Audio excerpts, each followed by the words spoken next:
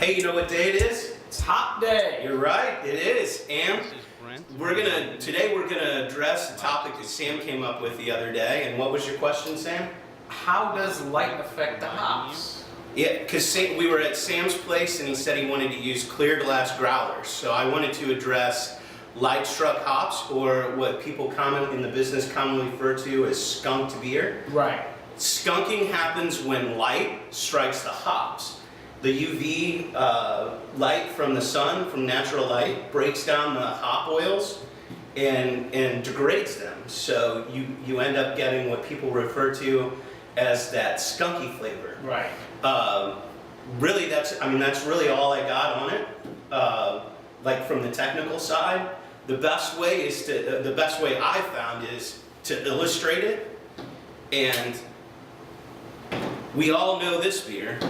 Oh yes, Mr. Corona. And not to trash a commercial beer, these guys. I can smell that guy.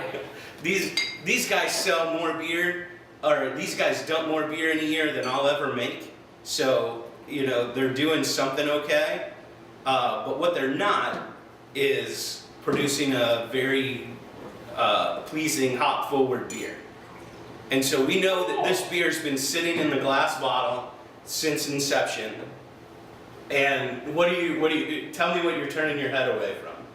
It's like a skunk just walked in here. Seriously, it's nasty smelling. It looks good. It smells like college on Sunday morning. It smells like ass. That stale, yeah. I mean, we know this, and that skunk, that rancid decay smell is actually it's decay. The UV light has broke down the hop oil and it's deteriorated in the glass bottle.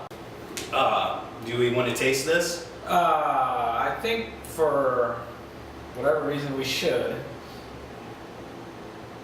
Yeah. Just don't smell it. And now you know why. So the taste is bad too. It tastes like skunk. Yeah. Now you ask me, why can't I fill clearer glass growlers? They look really cool.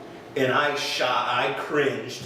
It kind of hurt me right here, and was like, man, don't. And you're like, yeah, well, but they're drinking They're drinking their growlers pretty quickly.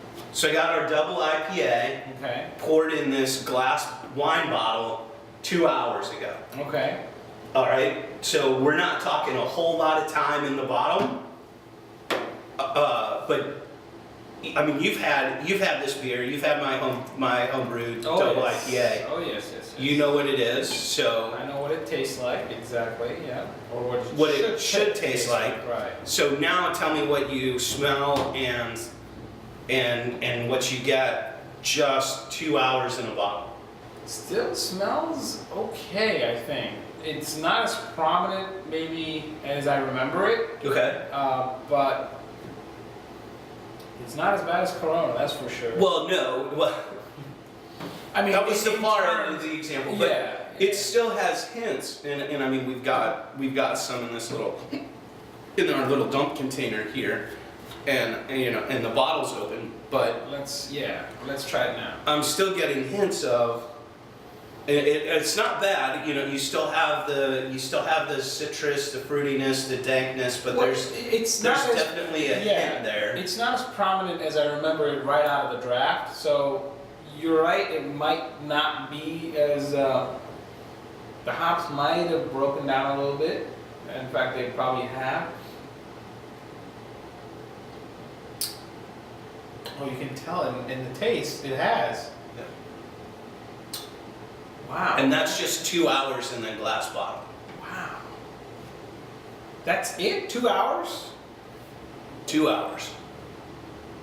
I think if you put it for a couple of more, it might be like Corona in it. Right. And that's why when you said I'm thinking about serving into clear glass growlers at the growler station, I cringed and was like, I know the next hop day topic. Mm. And then, so just as a control, this is, and you can see the short fill. This is the double IPA, opened 2 hours ago to fill some of that clear glass wine bottle. Right.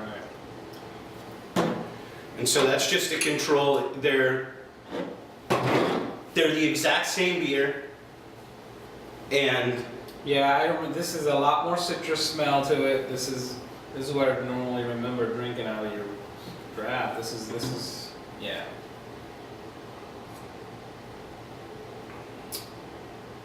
Tastes better. yeah, smoother. A lot smoother. Doesn't have the skunky character to it. Although in Comparison to that. the double IPA, obviously it was subtle in hints compared to the Corona. But again, that's 2 hours versus light struck since birth. Right. And so that was the illustration that I wanted to give you. Hopefully you guys got something out of that too. Keep the light off your beer. It goes for fermenting as well. Right. You know, we ferment in glass carboys, but get a t-shirt over them, get a towel over them, turn the box over, you know, something to keep the light off your fermenters.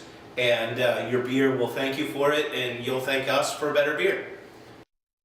Thanks for tuning in. Remember, life's too short to drink diet beer.